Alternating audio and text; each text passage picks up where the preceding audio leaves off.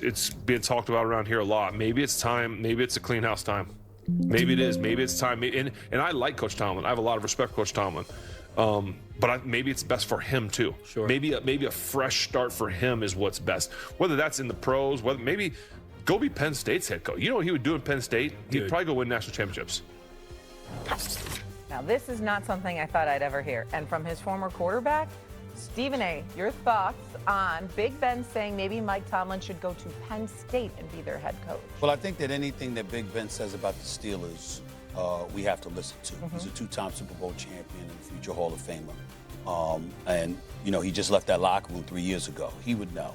I would tell you that I see Mike Tomlin as an NFL coach as opposed to a college coach. You would have to tell me what kind of NIL money Penn State was willing to throw into its coffers for a coach to go out there and compete in today's NFL. If you're talking about Mike Tomlin going into a living room to recruit kids, you can't tell me two people that would be better than him at that. He would be elite at that, and I think that he would get a boatload of athletes to come to Penn State, and he would instantaneously resurrect that program. Whether or not he wants to deal with things administratively and what comes with being a college football coach, I've never got the impression that he's been interested in anything but the NFL. But this is not beyond the pale. It's not off kilter. Ben Roethlisberger is not off his rocker by saying such a thing. I think it's something that Penn State should have thought about, to be quite honest with you. But I do appreciate Ben acknowledging that it appears to be time for a change in Pittsburgh. I love Mike Tomlin, and Mike Tomlin is great to me, but you haven't won a playoff game since 2016, Doggy and Paul. And what I've said on national television repeatedly over the last week is this: had that been any other coach that hasn't won a playoff game since 2016, what would we be saying?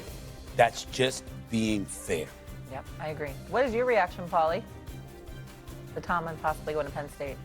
Everything that Stephen A. said about Mike Tomlin, I agree with, but I just don't think going from where he is right now, beleaguered and embattled, and immediately going into college football, especially at a school like Penn State, would be the wrong move. I think Mike Tomlin needs to take a break, take a year off, do whatever he wants to do TV, be on with Stephen A. and Doggy and Shay. But I think going right to that job, he would not be mentally prepared for it. I mean, as great as he is, he's a discipline-oriented coach. To have to deal with the insanity of college football today, to have to start stealing players in the portal, and that's really what he would have to do, because he would miss the high school recruiting. That is today. High school recruiting day, signing day is right now to do, because he would miss the high school recruiting. That is today. High school recruiting day, signing day is right now, not 3 weeks from now when the NFL regular season ends. So, Big Ben, great idea, but the wrong time. I think he would be a mess right now trying to make that transition. Yeah, I agree with both you guys. I think he's a pro coach, and I'll tell you something else too. Think about this game Sunday. A lot of people think Harbaugh should go too. He's been there a long time in Baltimore. He has been a long time since he's won. He's got a great quarterback. A lot of people in Baltimore, they're 6-6, underachieved, lose a lot of playoff games. Maybe both openings in the NFL this year. Let me say this one last point, because I think it's important to say with both of you here. Players get let go all the time. Players get changed all the time. There's trades, there's cuts, there's all of these different things. Just because somebody is saying that it's time doesn't mean you can't coach. Doesn't mean you don't deserve to be a head coach. It just means it might be. And we don't say that enough. When I talk about Mike Tomlin, if you're talking about John Harbaugh, the city of Baltimore, the city of Pittsburgh, because of the expectations that come with those franchises, have every right to say, it's time for a change. It's time for a new voice. That's all. Now, if you're saying a person can't coach, they deserve to be fired, get rid of them, they don't deserve another job, you're being too damn harsh. I agree. But there does come a point in time where you, in that locale, that specific place, 100%. Hey, it's time for change. Yeah.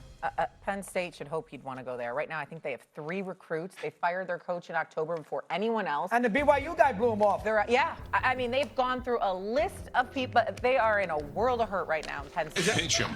That's how you get them to listen. And the other thing you ain't supposed to say is have the vets in there put the beat down on them.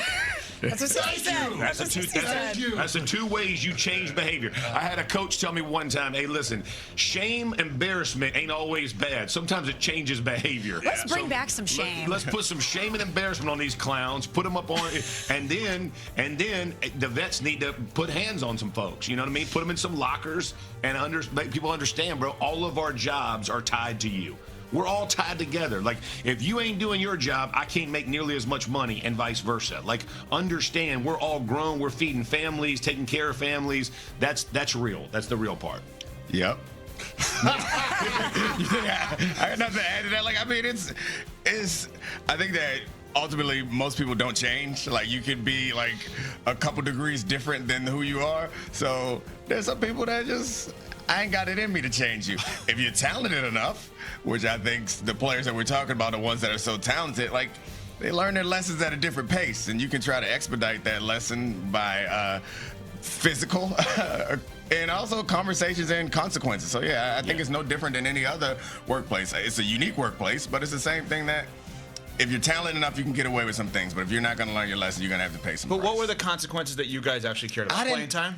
I mean, you guys are the wrong ones, right? Yeah. You guys are probably not the ones that actually have to deal with it. 100%. And that's the truth of most guys in the league. That's right. It's like you don't get there. At some point, you get sorted out. You don't make it through college or high school or get drafted if you are a guy who's not able to follow directions or fall in line. If you're talented enough that none of that matters, then none of that matters. Right. Yeah, but guess what?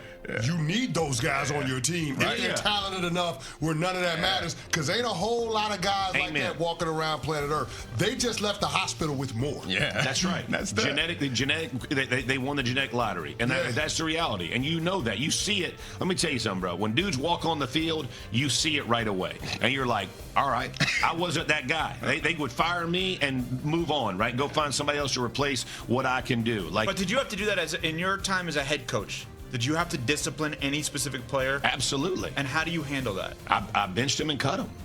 I mean, that's what I did. I mean, because to me, fines like that. What is that going to do, right? Like, you fine somebody for like doing dumb stuff, right? But like, if you consistently can't show up for a meeting, I end up having to let a player go, right? And then I tried to bench play, but I had significant discipline issues that.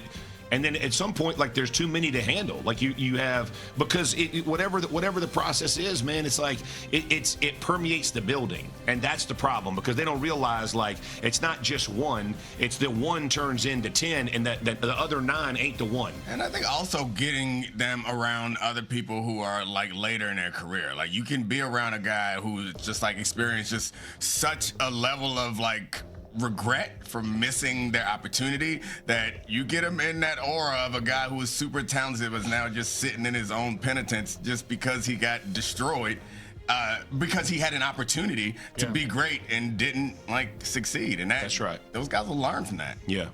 Big game in Lambeau Field this weekend between the Bears and the Packers. Head coach quarterback tandem that you have the most faith in. Ooh. Unfeigned faith in my guy Jordan Love. Love him. Yeah. He's the best. Jeff, did you come around? I have come around. Unfeigned faith. Oh, I have come around. You love Love? I've come around. I got after him after the I forget it was the Monday night game or whatever when I got after him, and but no, man, he played fantastic last week and carried them, and he's played really well since. And LaFleur is a great call. And the bottom line is their defense. Yeah. The defense is legit. And the Bears, as excited as I am about what the Bears are going to be, they better go tote that rock. Like this week, they better script a run game, because if they get into a drop back pass game all day, it could get ugly in a hurry. I think Ben Johnson's idea is go be the most physical team for 60 minutes and make it as ugly as we can make it, and see if we can, they didn't have a problem doing that against Philadelphia. Agreed. But Philly ain't got that offense either. Like Green Bay's offense is better than Philly's. You know what I mean? Offense don't matter if they can't get on the field. Well, yeah. The Bears held the ball for 40 minutes. Agreed. Yeah. Yeah. I would love to see that. I mean, I love Ben Johnson's game. His game is unreal. I think the interesting thing about Ben Johnson is the X's and O's of it. I didn't know that he could scheme up a run game in the way that he could. The way he carved up the Eagles' defensive front, I didn't expect it. I mean, is this the guy that's going to be Coach of the Year? Absolutely. Might be. I mean, I think that we'll figure it out. Like, Vrabel's in the conversation. I think if the Cowboys pull off what we are hoping for, then Shotty's in the conversation. That's true, too. I didn't think about Shotty. There's a lot of people who are in that conversation for Coach of the Year, but I think what Ben Johnson has done, watching the run game stuff, especially with Jeff, like you see the different ways that they find ways to get advantages for their offensive line, and it seems like how a lot of coaches want to scheme up pass plays because it's fun. Yes. It feels like Ben Johnson is doing the same thing, finding isolations and opportunities to get his guys advantages on the O-line. So he is I think McVay is very similar in how he wants his run game to be. Like he wants to help his offensive linemen. He wants to make sure it's you're giving them good angles, you're giving them good sets. The pass plays or the play action pass plays tie in extremely well. You know, you can use your tight ends, leak them out, do some things like that. Ben Johnson has it, but Ben Johnson takes his concept of wham, which is like when he can bring a tight end in motion, he'll wham a one technique like he does, and then the backs, as the season has progressed, the backs are seeing where the ball should go. They're bending it all the way back. They're going front side. Like they're doing the things. And you know what it reminds me of? It reminds me of like high school football, where you go, I'm going to throw the ball 4 times this week. And I'm going to go and I'm going to give you 50 different. And I feel like Ben Johnson commits, which is rare in our game. He commits that much effort to the run game. And I love it. It slows down. Like all the D linemen, they seem to slow down because they don't know if they're going to get hit from the side. That's right. Or they're going to get it head on, or if the run's going away, or if it's going to be play action pass. And that little 1/10 of a second changes. Yeah, it makes your job a lot easier, especially if you're passing the ball. You get a half second more to pass the ball because the lineman's a little bit hesitant because he can't read it because he's seen 4 different runs come in his direction and he's gotten hit from this side, hit from that side, and then